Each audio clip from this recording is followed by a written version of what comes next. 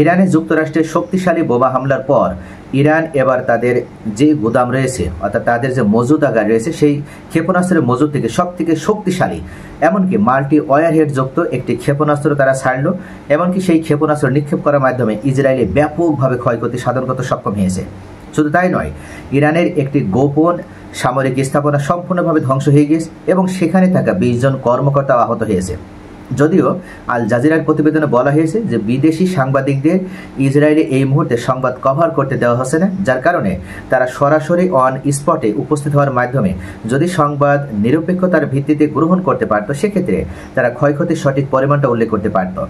তবে ইসরায়েল ব্যাপকভাবে এই মুহূর্তে নিরাপত্তার চাদরে জড়িয়ে ফেলেছে বেনিয়ামিন নেতানিয়াহুর প্রশাসন এবং তারা চাচ্ছে না যে বিদেশি কোনো সংবাদ সংস্থা এই মুহূর্তে ইসরায়েলের অভ্যন্তরে কাজ করে ইসরায়েলের সঠিক যে ক্ষয়ক্ষতি সেটা বিশ্ব মিডিয়ায় প্রচার করুক। আর সেই কারণে তারা বিশ্ব মিডিয়ারও টুটি চেপে ধরার চেষ্টা করছে। তবে ইরানের পক্ষ থেকে যে হামলা চালানো হচ্ছে তাদের যে ব্যাপক ক্ষয়ক্ষতি হয়েছে এটা আল জাজিরার এক প্রতিবেদক উল্লেখ করেছেন। তিনি উল্লেখ করেছেন আজকে ইসরায়েল সবথেকে বড় ক্ষয়ক্ষতির মুখোমুখি হয়েছে, কেননা আজকে Islamic revolutionary guards corps IRGC জানিয়েছে তারা প্রথমবারের মতো ইহুদিবাদী ইসরায়েলের বিরুদ্ধে প্রতিশোধমূলক হামলায় মাল্টি ওয়ারহেড খাইবার শেখান দুর্গ ধ্বংসকারী ব্যালিস্টিক ক্ষেপণাস্ত্র নিক্ষেপ করেছে, যেটা এখন পর্যন্ত যুদ্ধের 10ম দিন অতিবাহিত হয়ে গেলেও এটা তারা ব্যবহার করেনি। তবে আজকে তারা সর্বপ্রথম এটা ব্যবহার করলো। অপারেশন টুরু প্রমিস 3 এর অংশ হিসেবে ইসরায়েলের বিরুদ্ধে ইরানের 20তম আক্রমণ পরিচালনা এটা। অর্থাৎ এর পূর্বে তারা 19তম সফল ক্ষেপণাস্ত্র নিক্ষেপ করার মাধ্যমে ইসরায়েলে ব্যাপক তাণ্ডব লীলা চালিয়েছে। তবে আজকে এই 20তম তাদের যে আক্রমণ, এই 20তম আক্রমণে তারা ব্যবহার করলো মাল্টি ওয়ারহেড যুক্ত এই খাইবার শেখান। হামলার বিস্তারিত বর্ণনা দিয়ে IRGCর বিবৃতিতে বলা হয়েছে আক্রমণের সর্বশেষ ধাপে 40টি কঠিন এবং তরল জ্বালানি ব্যালিস্টিক ক্ষেপণাস্ত্র নিক্ষেপ করা হয়েছে।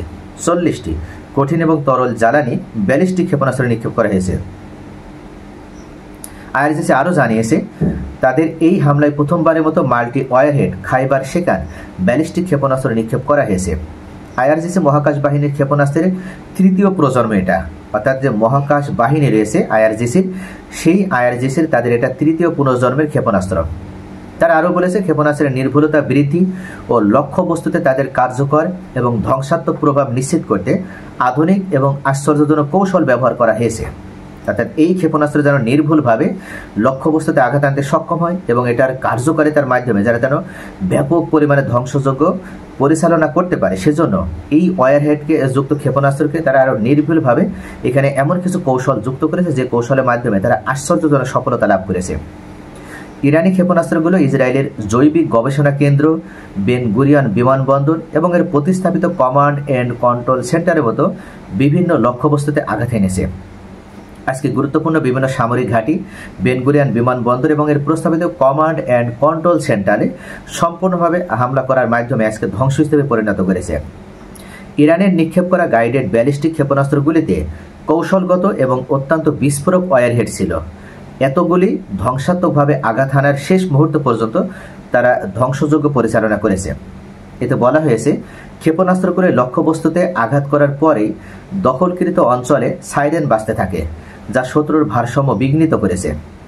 IRGC সতর্ক করে দিয়েছে পাল্টা আক্রমণে ইরানি সশস্ত্র বাহিনীর সক্ষমতার প্রধান অংশ এখনও ব্যবহার করেনি।